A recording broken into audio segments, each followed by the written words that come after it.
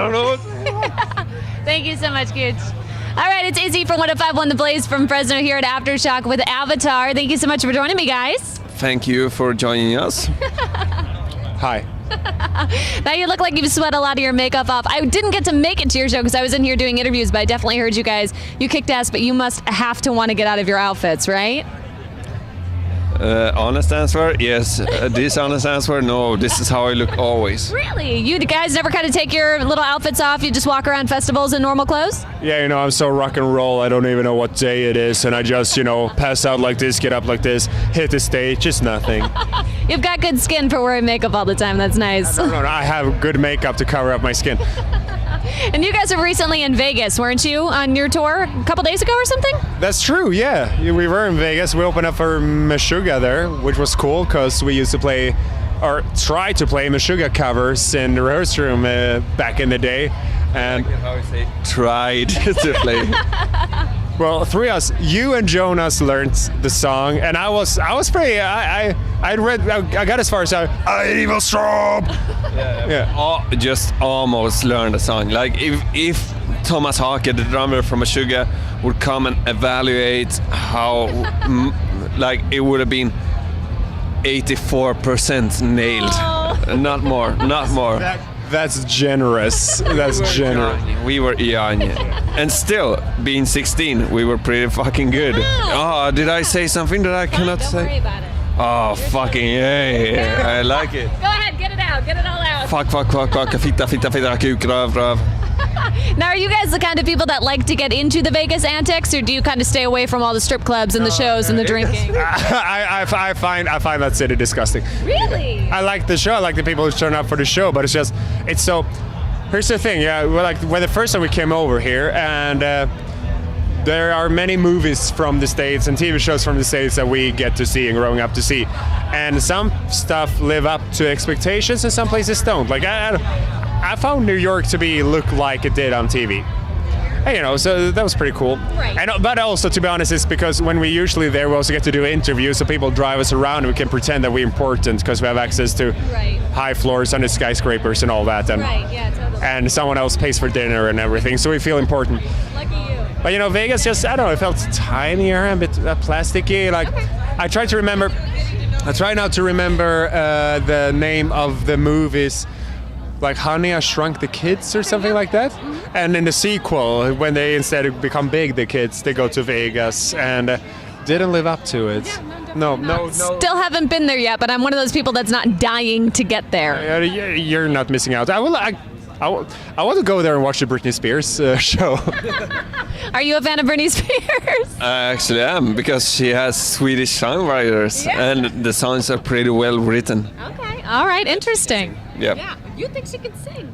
Yeah. Interesting. All right. Well, I grew up with her, and it was one of those things where it was like... He's a drummer, don't listen to him. You guys are going to be going on your European tour really soon, too, aren't you?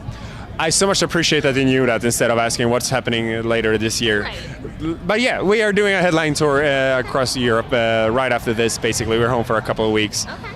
And then we head out, and it looks good. We get to post those nice little sold-out signs. Right, so exactly. Do you guys have a place that you're looking forward to most going in the Europe little area? After spending... I'm just Go ahead. No, I do look forward for a couple of shows where I know we sold a shit ton of tickets, Yes. Of course. But I look forward just as much to a couple of shows where we're sold out and it's a very tiny club, because we're doing that too. Europe is just like the States, like one state from the other. Like, some countries is just better and some is not for us. And I'm really looking forward to playing in front of a packed room in Berlin, even though it's not going to be an arena, it's just going to be a small club. I look forward for that just as much as I look forward for the arena in Netherlands. That's really interesting here. It's good to hear, because a lot of times people feel like the more people are there in a big venue, they feel like they've made it more. But it's always nice when you kind of have that intimate feel. Yeah, superficial. Yeah, but you can't deny that when you hear like, oh, they sold 1,000 tickets. Like, you can't get around that. But at the same time, it's about more things than that. And I don't know. Right now, I look forward in general to European experience all over, because now someone asked us and we realized, yeah, it's true. We've been in the States 5 times this year, and at some point, thanks to that, it has stopped being exotic for us. You know, first time we came over here, you know, just how slightly differently the sidewalks look compared to home. Those little things that when you go to a place for the first time is super exciting. But we're kind of over that here, and we played here so much that because it's great. So don't get us wrong. Right. But at the same time now, Europe has been falling behind slightly, and now we get to do this proper headline club tour. Not all over, but all over half of Europe, and I don't know, like you know, taste European bread and drink more sparkling water, because you know. Because U.S. tap water is absolutely gross. I will attest to that. It's real hard to find sparkling water here, is what I'm saying. Very, very true. Now, have you guys, since you do tour in such random places and you're from Europe, have you guys ever eaten anything super gross, like scorpions or worms? Tried any super disgusting food? I'm vegan, but I've been offered scorpions, which I think is. Obviously, nothing came of it. Just even worse than anything else, because then it's not even about food. It's like, eat this thing. It's funny, like every time somebody asks if you ate something gross, it's always about animals. How can you eat something that's gross that is not animal? Well, what else would you consider gross that isn't an animal? Anything? I have no idea.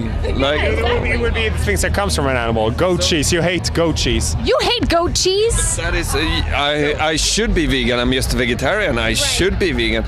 But we talked about this, Johannes. Yeah, and I'm going to at some point. But I just But it's like really hard. Yeah. So the short answer is like, no, I don't eat disgusting things. I love food. Yeah, I'm the same. I'm vegetarian, so it's nice.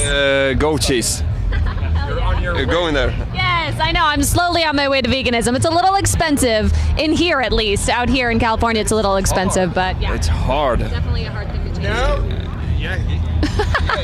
This is what we need to talk about. Yeah, I know. I'm sure once you get over the initial hump of becoming vegan, it becomes a lot easier. In the beginning, you buy all these, fancy stuff, but then you start like, or how about I eat all the vegetables, like every single one, and that is, I know, meat is too cheap in this country anyway, as far as I understood, like pumped with antibiotics and everything. Yeah. We're not gonna get into a political discussion. All right. Let me ask you guys this then, since you have the whole circus theme going on. If you could have any kind of circus animal as a pet, which one would you choose? Say that question again, because I was drinking beer when you said a question. Lucky you, God. I haven't had a beer all day. If you could have any circus animal as a pet, which one would you choose? A clown. That's such a creepy pet. What about you? Oh, okay. No, I have a dog. Okay. My belongs in a circus. Okay. But all in all, like, I don't know. The vegan dog. No, we tried. He was sick for a day, so I know, poor thing. Oh, poor thing. No, but it was really Animal abuse. No, but it was really expensive. Good for the dog, kind of was supposed to work, but like that, I don't know. I have a choice. He doesn't. Like we put, again, he eats what we chooses for him to eat. So then I want to play nice, but dogs did not invent airplanes anyhow. So. So he's innocent in that way. What can you do? I love that fella more than most other people I think on this planet. Meaning that I can gladly see people die and suffer for his pleasure. I wouldn't do the same for me, but for my dog, yeah, absolutely. Sick enough I'm the same way. What kind of dog do you have? Long-haired Chihuahua. Oh no way. We look hilarious together. I'm so much bigger. But we. Whatever you do not move him when he's sitting on a bag or something. Does he get super mad? That dog he thinks he's. No way. Chihuahuas are very territorial, Yes. and he loves people, but also they're in incredible need to, know their place, understand hierarchy and stuff, and before that is figured out, Chihuahuas are, like the big dogs never are. No, but about circus animals, I don't know. I don't like animals in circus. I prefer treating humans like animals. Wow. So why don't you work for like PETA or anything? I feel like you're very pro animal. Okay, now we're going super specific, but I'm not totally convinced of their way of doing things. There are organizations, an Italian organization called LOVE, like LAV, Liga Antivivisezione, that just, I don't know, they do huge things in Italy specifically, and they manage to do it with patience and the legal route, and every time they liberate animals, they get the police to help them do it for them. Okay. So it's a long-term win instead of this shock value and hypocrisy and sensationalism. It's just a very intelligent and through moral, also humanistic way of doing things. And I think that is hard to find in many places in the world. And it's so easy. Like now we're getting into subjects that we usually don't talk about during interviews, but I think it's fine. But I just feel like we are, first and foremost, we're a non-political band in the term that, as far as the Swedish parliament goes, what is sitting there, we vote pretty differently within the band even, so we're kind of diverse. It's not a unified, tax cuts opinion message within the band. But aside from that, also I think like politics and moral and all the philosophical side of it, it's really hard, and I just don't really trust people that are so easy to wave a flag or carry a sign for something so specific, because as soon as you start digging, every single human being is a total hypocrite, including us, and most of us are doing like the best we can most of the time. But therefore, I just hate bandwagons. I just hate joining something blindly, and I got uncomfortable, even if it's the most human message ever, and like things I could basically like on paper agree on. People's behavior still looks like something scary that happened in Germany in the 30s to me, lots of the time. So I'm careful about that. I have my own, at occasions use my platform to say like, don't beat up dogs, and basic things. But further than that, and to again join a cause, it is sensitive to me. Okay, yeah. I don't trust people enough. I trust animals, but not enough animals are organized in movements that I could join. Yeah, so very true. Yeah, it's interesting you say that too, because even charities, you'll donate money and then you'll find out half of it's just going to the person that started the charity to buy a house or a car. And yeah, it's very interesting. Well, I'm kind of glad this interview took this turn, because I learned a lot of stuff about you guys that I wasn't expecting to learn. But Avatar, we'd end up talking about something different, and we like that.